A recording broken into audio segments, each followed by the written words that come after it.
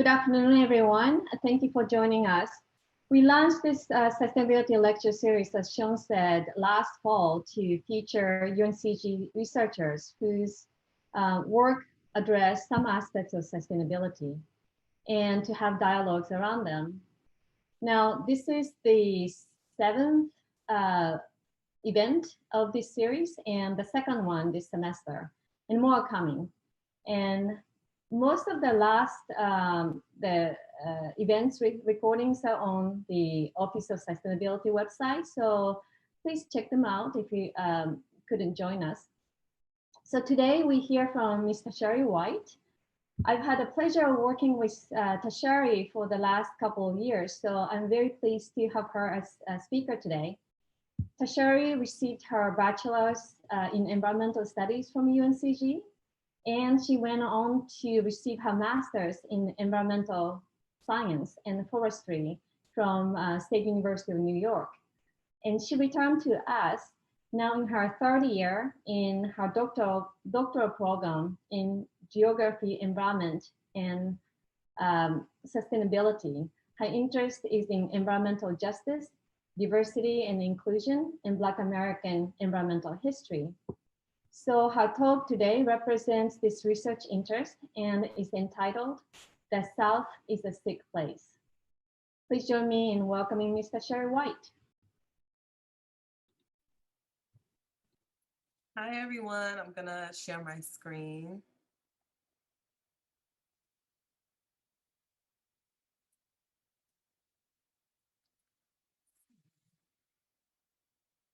Okay, so hopefully everyone can see that.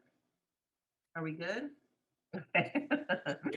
Well, thank you all so much for joining me today. I know it's Friday and I know people would, want to enjoy their weekend. I'm ready to enjoy my weekend too. So I definitely appreciate you all taking the time out today. The title of my presentation, as Dr. Kenneth Lucci mentioned, is "The South is a Sick Place." It's just a small part of my dissertation that I've been focusing on for the past couple of weeks. So I thought it'd be good to share with everyone. So in this presentation, I'll be discussing how, in retrospect, racial violence against Black Americans in wilderness spaces in the South has impacted their contemporary participation in nature exploration.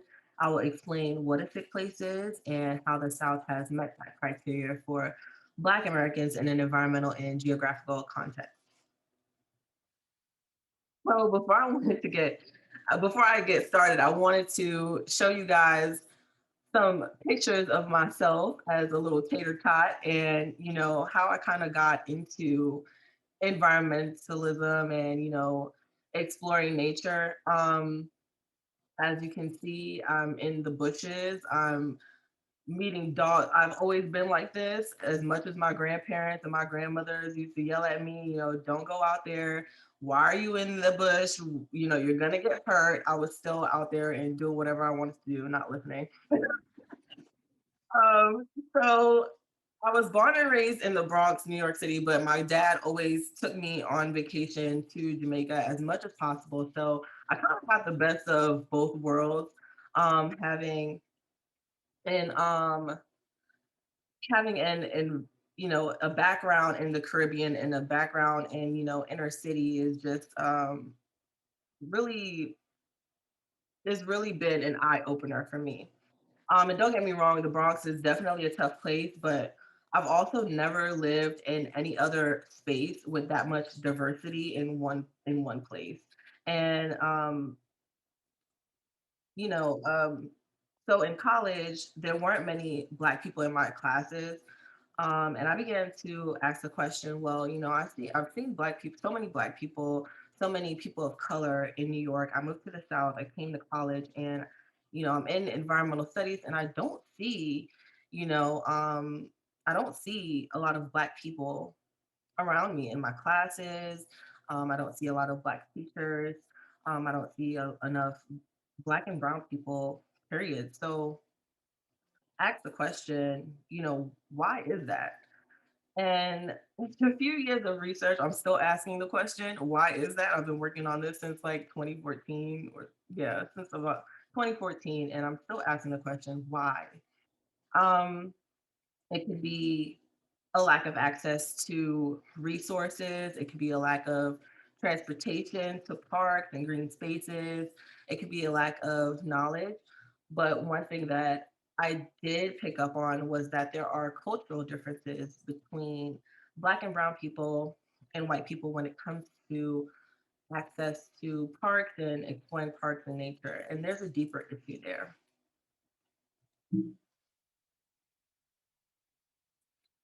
So, in talking about the deeper issue, there's a lack of diversity amongst environmental organizations and companies. And as you can see from the graph here, it was reported that even though non-white, non-Hispanic whites make up about 60% of our US population, they take up about 80 to 90% of the National Park Service employees and visitors. So, data from the US Forest Service and National Park Service and Fish and Wildlife Service suggests that there's a deep inequality in the racial mix of visitors to our public lands.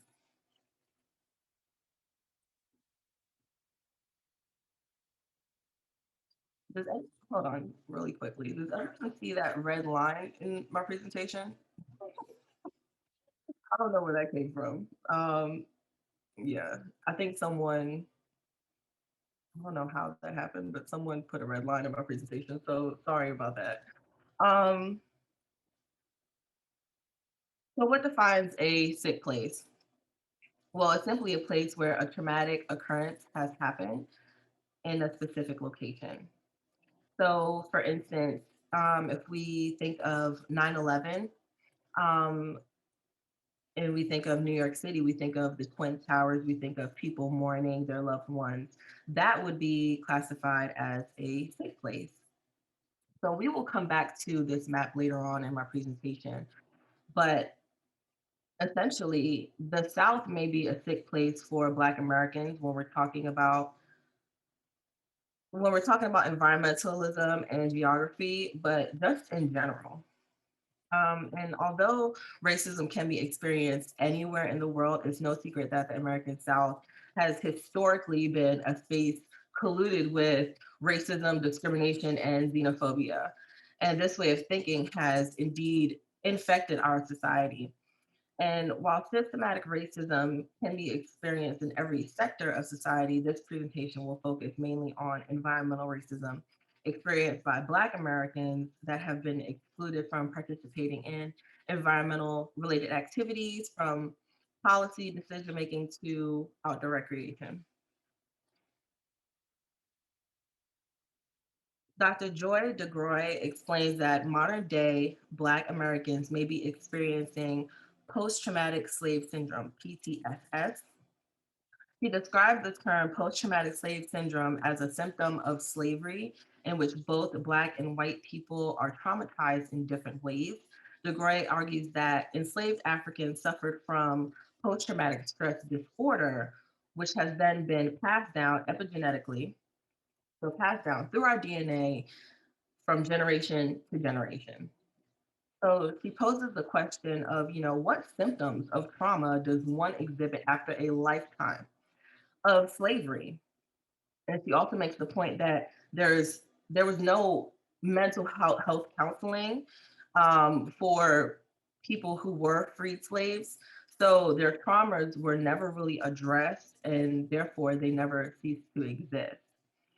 So my question then is, if Black Americans did inherit trauma from their ancestors, how has this trauma impacted their relationship with nature? So, in order to answer that question, I thought we'd have to evaluate some moments in time. So, we're going to time travel a bit, and Zoom is going to be our time machine. So, we'll be discussing the transatlantic slave trade. We're going to go through the Civil War, and then we're going to stop at the Jim Crow era. And I divided this into 3 time periods because it's quite impossible to talk about, hundreds and hundreds of years of oppression in 20 to 30 minutes. So we're going to break it down a bit, and I'm going to provide some examples.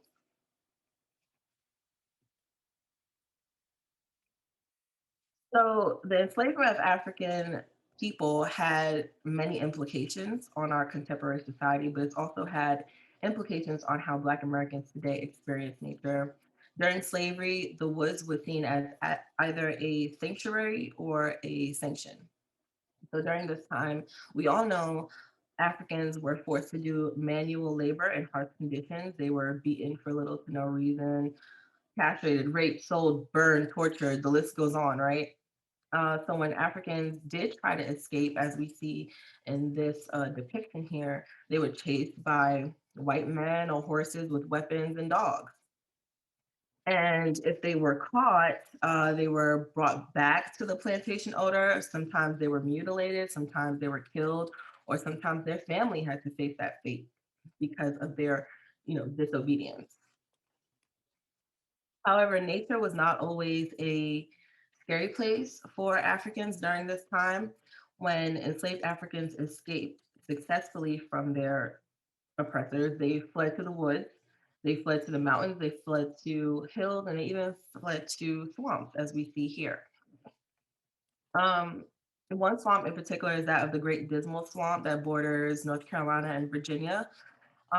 In that swamp, enslaved Africans used their natural resources around them to survive, to birth generations that would never experience slavery. Um, so that was just one example of how Black people were able to successfully escape, but not all people were able to do that. And many enslaved Africans did end up dying as slaves, which leads me to my next point. So I've been solicited to work on a project alongside photographer and author and now turned activist Lori Lyons. So in Savannah, Georgia, there is a burial ground here located on Habersham Street and between Lincoln Street. And the street names are still the same to this day. So we believe that there are Africans buried in this area. They haven't been properly acknowledged, and the burial ground was redesigned as a green square, and it was redesigned as two green squares. And these squares were actually named after Confederate representatives, George Whitfield and John C. Calhoun. They were slave owners.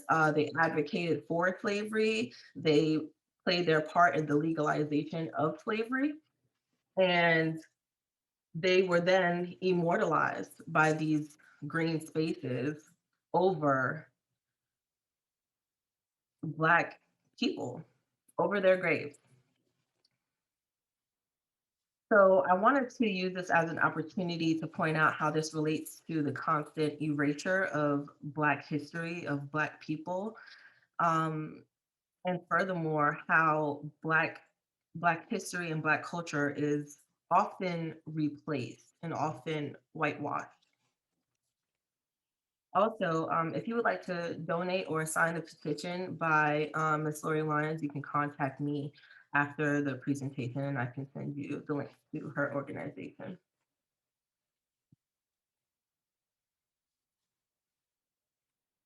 So next we have the Civil War, which is the next time period that I'll be talking about. The significance of this time period is more so about its lasting effects.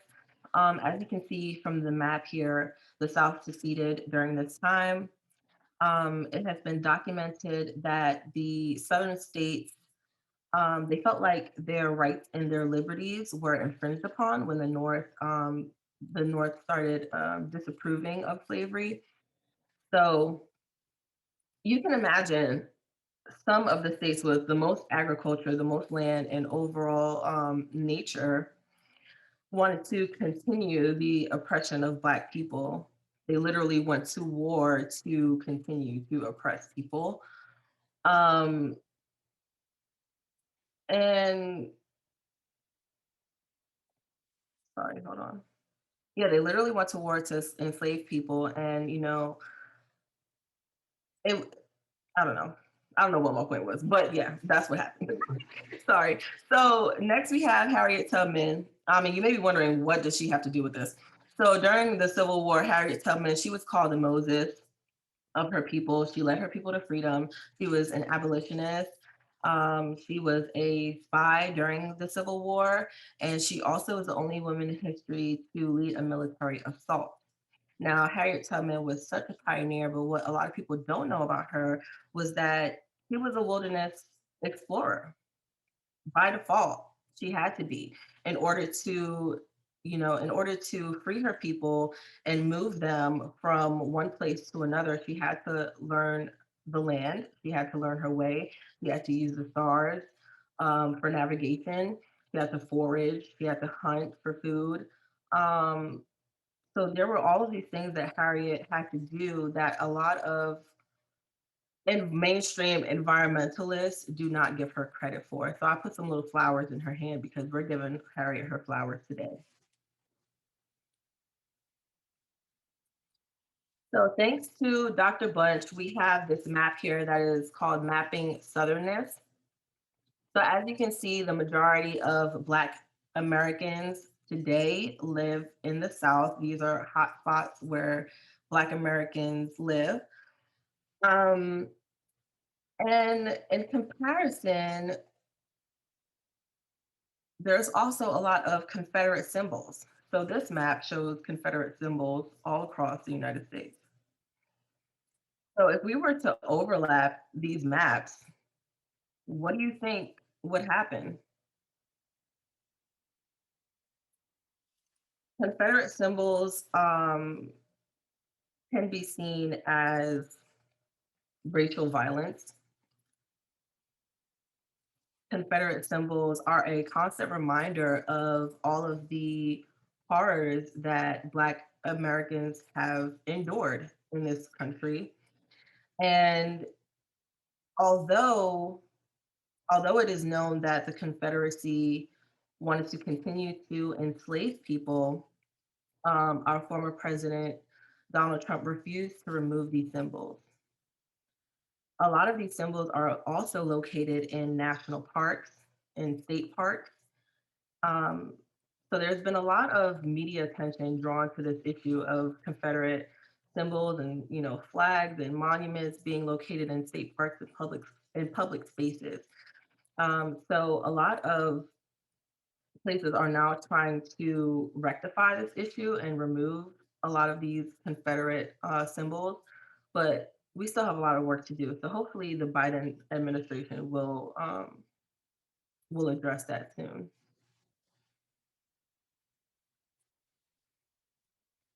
So during the Civil War, Black Americans in the South were promised 40 acres and a mule. Of course, this did not happen. But I wanted to make a point that the actual order was said to promise 400,000 acres of land from Charleston, South Carolina, to St. John's River in Florida, including Georgia's Sealands and approximately 30 miles in from the coast. So that land would be redistributed to newly free slaves, and they were supposed to have their own states and govern their own land, but that obviously did not happen. So I wanted to make a point that owning land is an asset no matter where you are in the world. And here, the government made it very hard for Black people to accumulate any sense of wealth or empowerment. So we can all reflect on how that has impacted Black Americans today and their relationship or non existent relationship with land.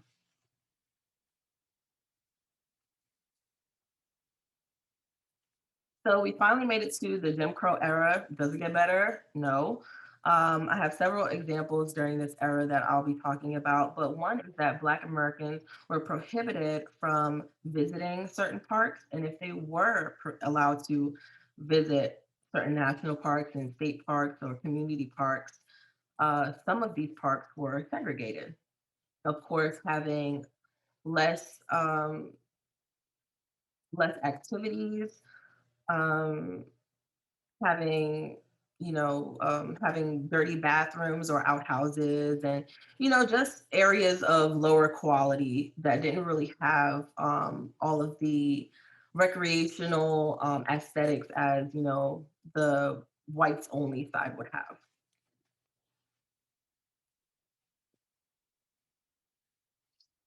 So also during Jim Crow, my next example is that of lynching.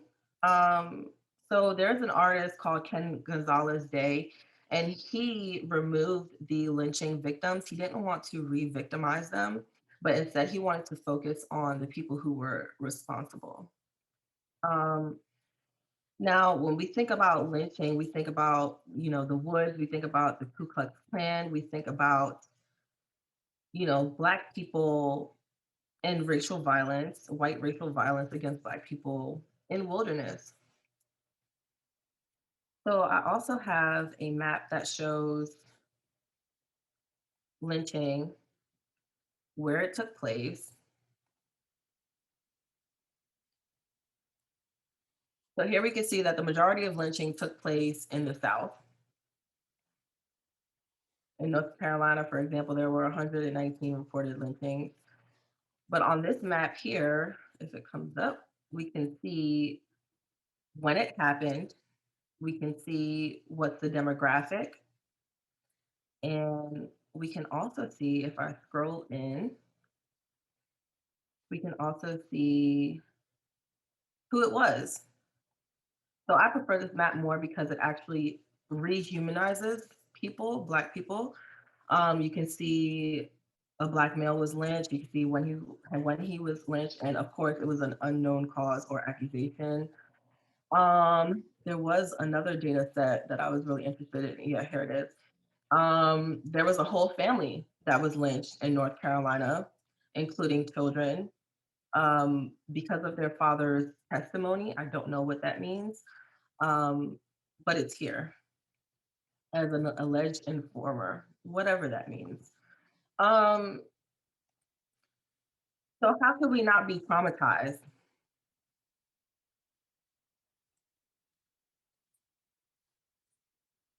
How could we not be traumatized, and how could we have a relationship with nature when we're enduring these things in nature? Black children were also used as bait for alligators.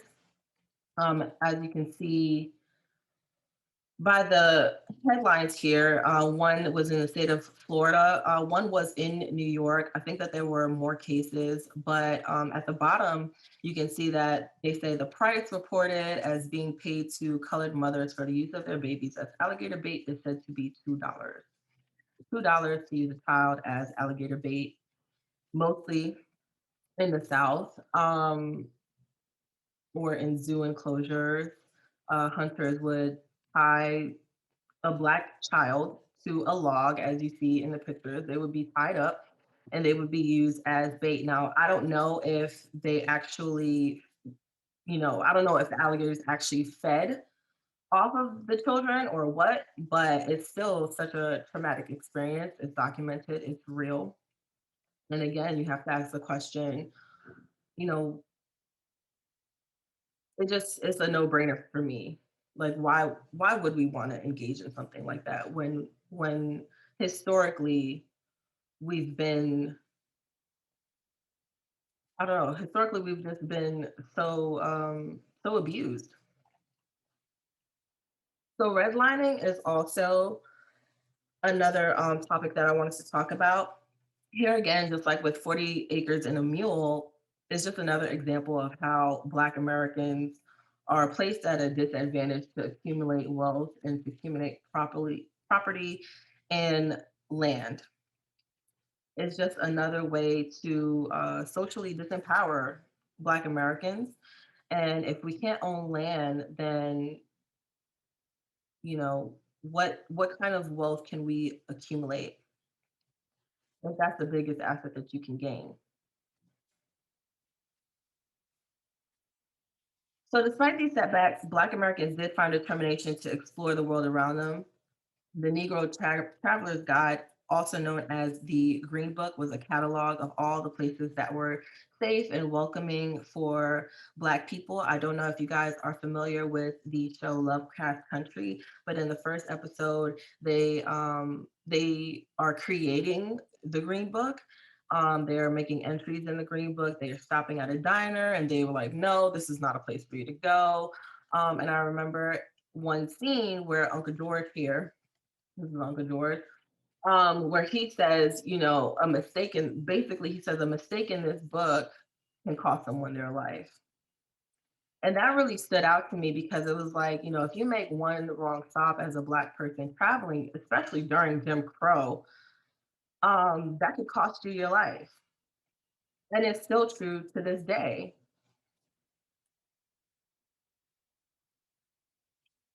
These things are still happening.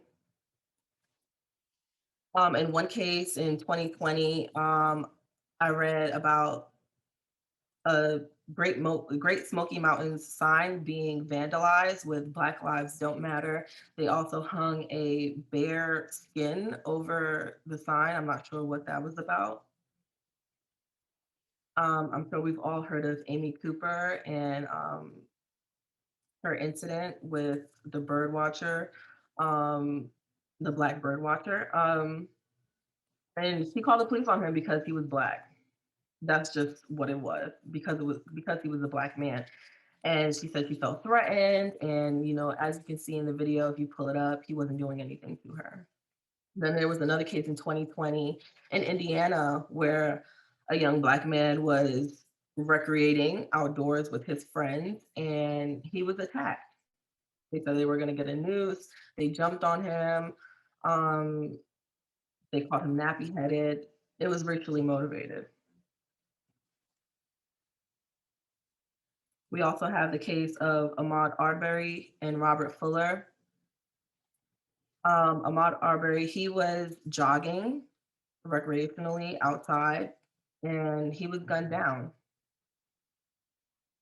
for recreating outside, for jogging. Robert Fuller, they found him hanging from a tree in 2020. There's still a lot of mystery surrounding his case. The autopsy came back to say that, you know, it was a suicide, but his family doesn't believe that. So we don't really know what's going on with him yet. But just to see a man lynched in a tree is very traumatizing for the Black community. So here are my references, and I'm going to stop sharing. Thank you, Tashari. Really appreciate it.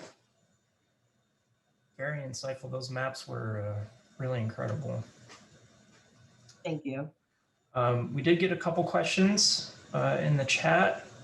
Got a question from Carrie, if you want to unmute and follow up with this. She had sorry, I'm not sure, didn't mean to use presume a pronoun. If there's a correlation to anything for what appears to be hotspots for the lynching in the maps, something nearby perhaps. Can you elaborate a little on that, Carrie? Oh, I need to, hang on, give me just a second there. You can unmute yourself now. It was just viewing at the map, there seemed to be extreme hotspots on there where lynchings occurred.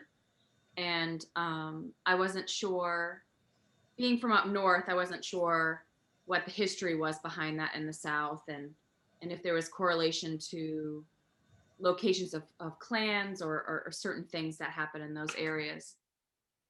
Yeah, I'm not quite sure if it was any correlation to plans or anything. That's just where they happened. And most of them happened in the South due to that. So lynching happened during the Jim Crow era.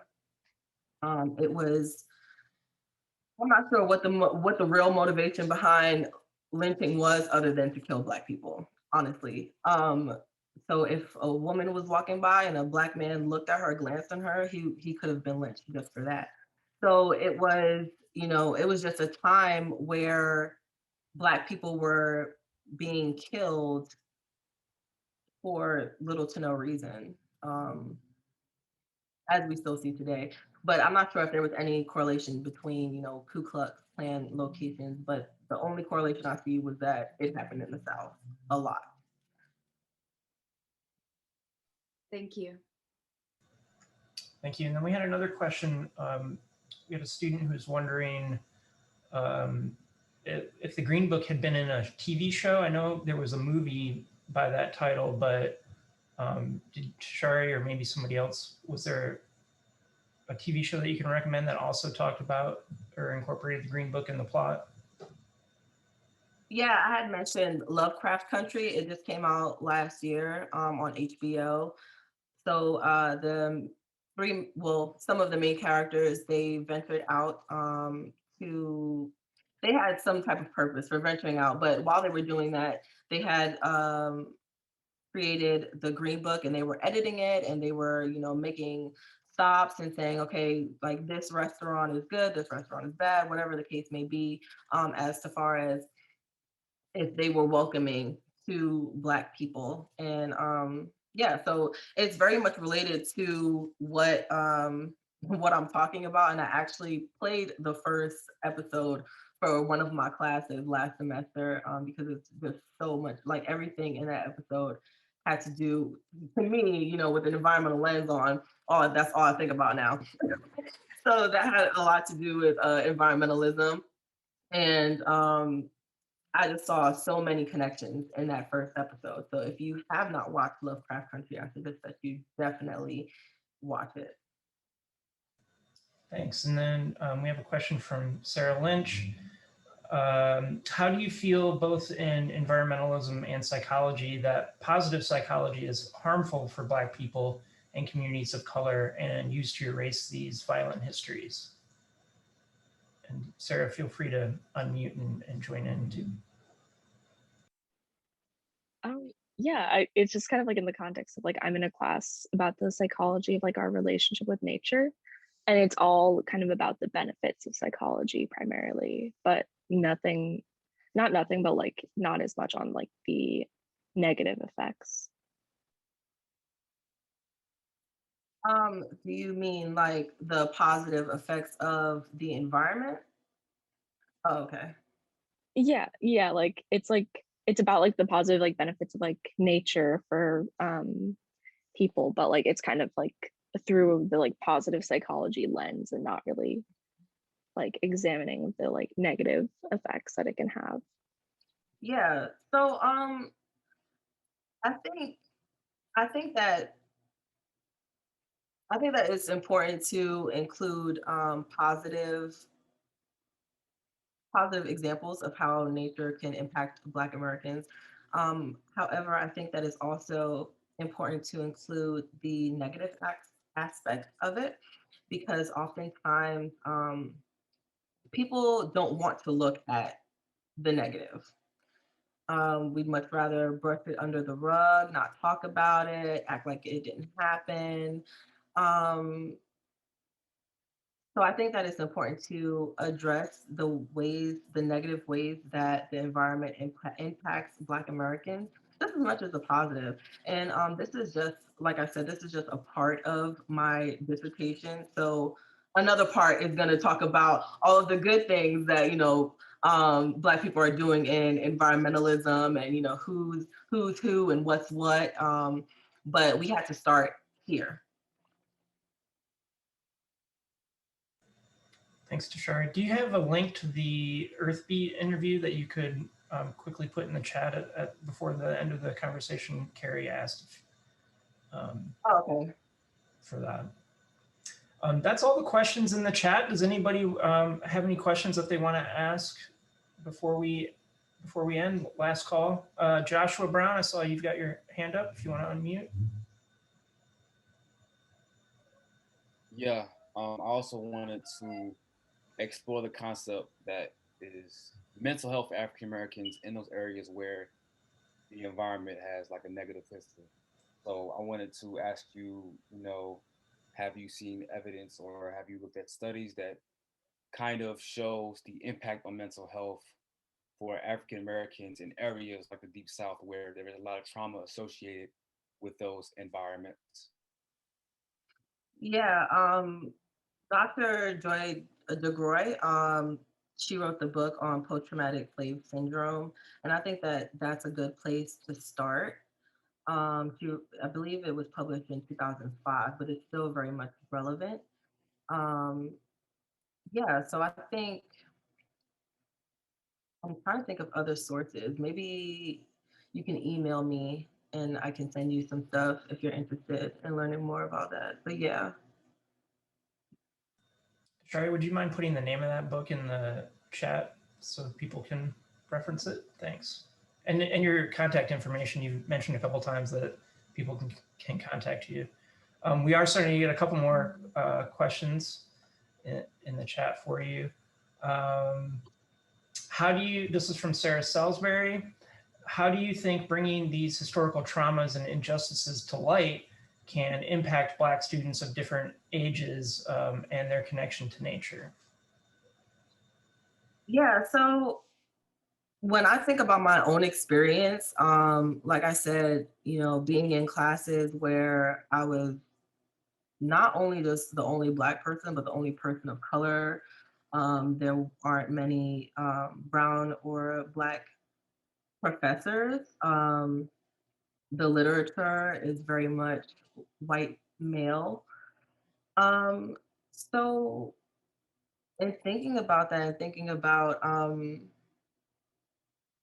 just navigating through white institutions and academia, I think that it's really important to highlight those things. And I actually spoke up in my master's program. I was in a class about human perceptions in the environment. That's what it was titled, Human Perceptions. So naturally, I'm thinking, oh, great. I'm going to go into this class and we're going to talk about all different types of stuff with human, like different cultures and this and that. And it was just all about, dead white men and what they thought about the environment. And it was not interesting to me. I was just mentally drained and just like, I didn't participate. I didn't speak out. It was just horrible. So I went to the professor and I said, I just feel so out of place I don't connect with the literature that you've provided. I think that there are other voices that need to be heard.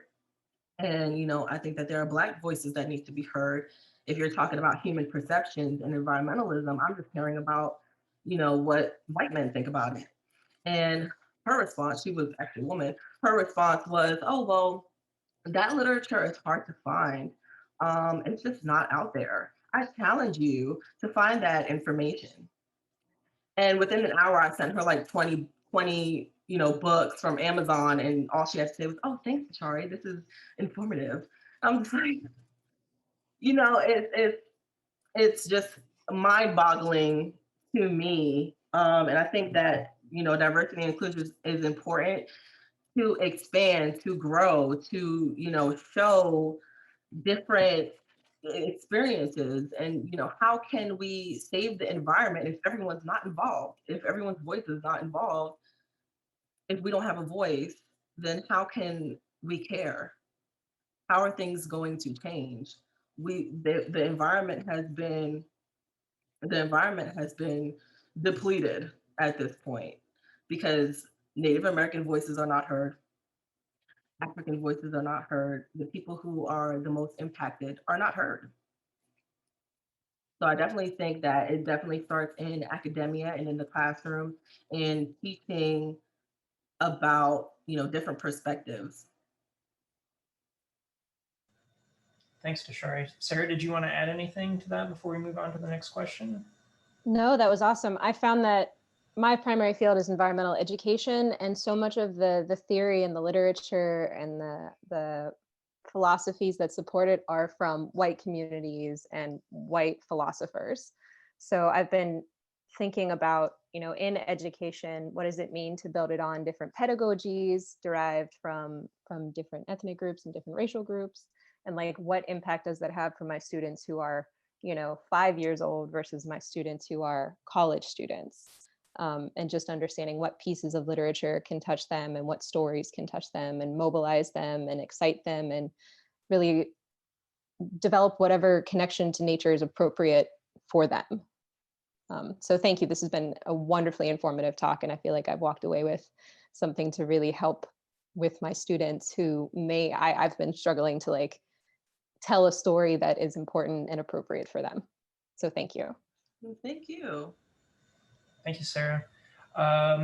We've got a question about some resources from Chanel. Are there any resources available to African Americans that can be used to educate them on the effects of nature and tools that they can navigate? And I would just suggest, I'm sure, Tashara, you could probably share some links from the websites that you've used for your research. And if you wanted to send those to me, I can forward those to all the registered guests for the event after the talk. I'd be happy to do that. But is there anything in particular you'd like to mention now?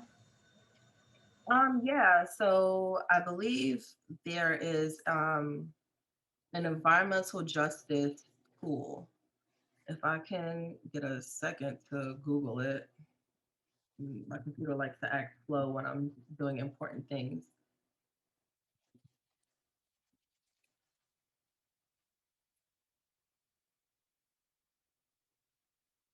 Yeah, so there's a toolkit by the EPA.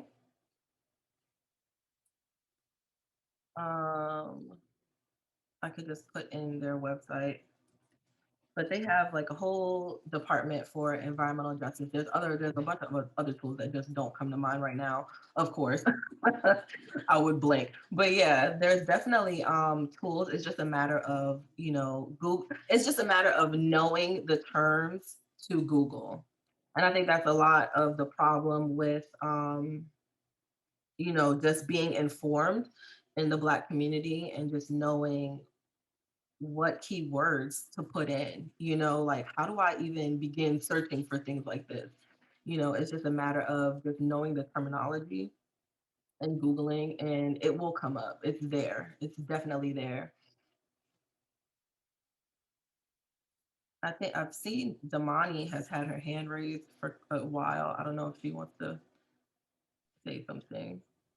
Yeah, I just wanted to go back to like when you were talking about lynching and basically the reasons for it. And throughout like my education on like Black history, I found that lynching was literally used to kill Black people, but also to just instill a fear in Black people. So lynching was around the Jim Crow era where Black people could essentially do better for themselves and get jobs and go out and just find a better life for themselves and their family. So white people didn't really want them to get ahead. So I felt like lynching was their way to keep Black people afraid of them and afraid to like conquer the world for themselves and get themselves out there.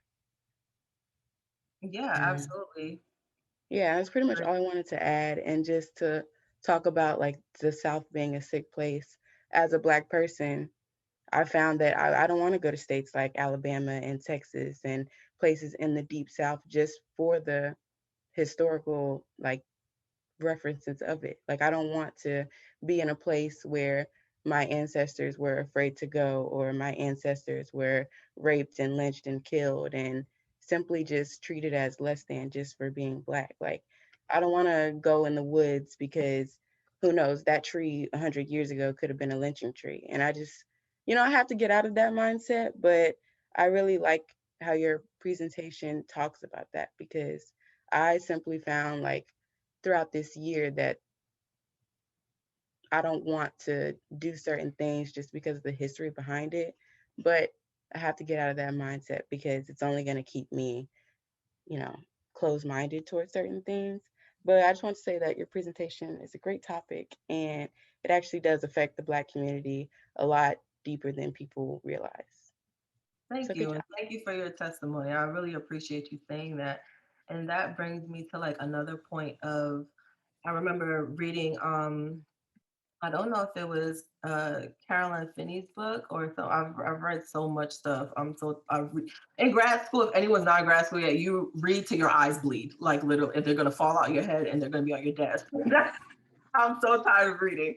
But oh my gosh, but yeah, I've read so much, and one thing that I did read that did stand out to me was like maybe Black people are not participating as a form of resistance to assimilation. Like I've heard, you know, in my research, and I'm doing interviews now for my dissertation, it's like a lot of people have been saying, and this theme comes up, that's white people curse word. Like, I can't say the word, but you know, that's for white people. White people do that. Black people don't do that. It's, you know, we ain't doing that. You know, we're not doing it. It's just constantly in my ear all the time. Like, it's just a resistance to another form of, you know, of being white. You know, we've assimilated so much as Black people. We've lost our language. We've lost our ties to our homeland. We've lost so much of who we are in, you know, in being stolen and sold, and you know, all of these things. We've lost so much of our culture and our essence of who we are. So it's like, why would we want to conform anymore? Why would we want to do that? And my argument to that is, it's not so much about, you know, wanting to do things that white people do. It's more so about connecting to the earth. It's more so about grounding yourself and rooting yourself. And I actually spoke to Shelton Johnson. I'm not sure if any of you are familiar with him. He is a national park ranger at Yosemite. He's quite big in the environmental justice world. A lot of people know his name in there. You can Google him. But in talking to him, he's just like, if you want to be Black and if you want to get back to your roots, and you know, you want to feel African, if you want those things, then you need to go outside. That is the first step to connecting to your people, is feeling the ground, you know, and feeling nature and being out there, and you know, and just, he's like, it's the most beautiful, serene, peaceful thing. And Africans were not afraid of being out in the woods. They preferred it than being on a plantation. They, you know, and he mentioned something about, you know, plants and stuff like that. And he was like, you know, just knowing about your whereabouts, knowing what plants to eat, you know, and if things go left and there's no technology and we're in World War Z, what resources are we going to use? How resilient is the Black community going to be if we don't know how to forage, we don't know how to hunt, we don't know how to build a fire, we don't know how to swim, we don't know how to climb a tree, we don't know how to do these things? How resilient are we going to be? So it's, yeah, so it's like, I don't know. It's like, a, you know, that little weight thing. Like, do I participate? Do I not? You know, do I conform? Do I not? So, you know, I've had my own reservations. I don't want to go camping overnight, and I'm an environmentalist. I don't want to go camping overnight. Hell no.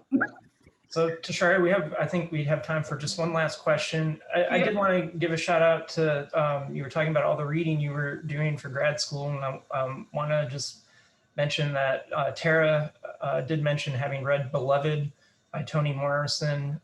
It's a great novel if anybody hasn't read it, and there are a lot of environmental themes within that book if people are interested in reading that. But I want to get to, Chanel had another question. If I can find, everybody's writing great things about the talk. Thanks everybody. Chanel asks, what advice would you give to the Black community that can help them become more comfortable with educating themselves on environmentalism, and how they can navigate through the negative effects it may have on them? I think, well, first, I think you have to be interested. I find a lot of, you know, my peers are not really interested in like exploring, like Damani said, like it's just not like something that we're comfortable with yet. And I think that, you know, there's so many risks that we take in life every day. We drive every day, you know, we do so many things that, you know, are risky, or things that we may not be comfortable with, you know. And I think that going outdoors and, you know, my first experience was, you know, just being thrown into a bush by my dad. Not everybody gets that experience. So, you know, going outside, asking a friend to maybe take a walk with you. Googling, like I mentioned before, like, you know, ways to get involved in the environment, asking people around you. And sometimes it even takes our white allies to say, hey, why don't you, you know what I'm saying? You know, why don't you come out with me one day? Let me show you, you know, what this is about. Let me help you, you know, let me teach you how to do this or teach you how to do that. And, you know, just being more open to the idea of nature. And, you know, I know a lot of people are afraid of animals and bugs and things like that. I'm afraid too. I'm not afraid to admit I'm afraid. So, you know, I think that it's, you know, just taking a risk and educating yourself and, you know, asking questions. And I'm a resource for anyone who's interested. You know, I'm a resource who has resources. So if anyone is lost in the sauce, you know, you can contact me. Okay, so with that note, it's unfortunately the time is now at the end. So this has been such a great conversation. And Tashari, you know, I'm looking at the chat and there are so many people being, you know, influenced by your talk. So thank you so much for, you know, being with us today and sharing your insights. So it has been really wonderful. And as Tashari said, this is part of her dissertation. So, you know, I'm looking forward to that, you know, come to fruition and maybe a book in the future. All right. So, Tashari, thank you for offering to be a resource for everyone. And I guess we can all take up on that offer, right? Okay. Thank you all so much. Yeah, thank you so much, everyone, for joining us today. And we have some more coming up. So please look out for that.